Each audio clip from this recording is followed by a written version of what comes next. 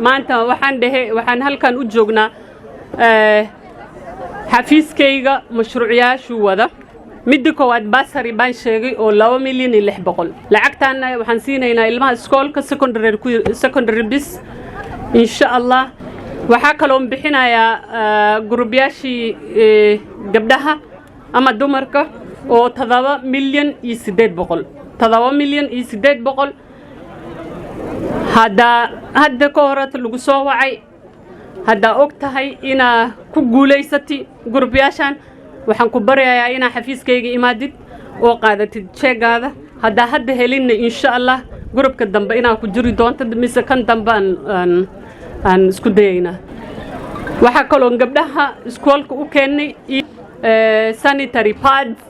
sanitary pads oo waan fahmaynaa kulleeyta sanitary pads waxaa kaloo keenay wheelchairs oo 60 hal nus baa inta ku bixin doonaa nuski kalena waa la wareejin doonaa xarqaamo baan keenay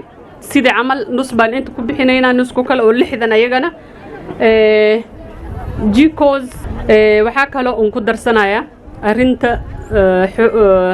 gabdhaha la xoogaya inay badatay reer wajeer maalin dhoweyd arintan waan ka hadlay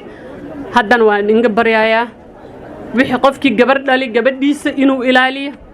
wajeer daroogada baa ku badatay inaan is ilaaliyo haddii aad ku nooshahay magaalada Nairobi ma og tahay shirkadda Faras Taxi inay macaamiisheeda siiso qiimo dhimis aad u ballaaran sidoo kale shirkadda Faras Taxi waxa ay ku soo celinaysaa 10% lacagtaada trip walba aad qaadato lacagtaasi oo ah Faras Miles waxa aad ka dhigan kartaa M-Pesa kaarka ku hadalka ama internet haddaba kala soo deg App Store-ka ama Play Store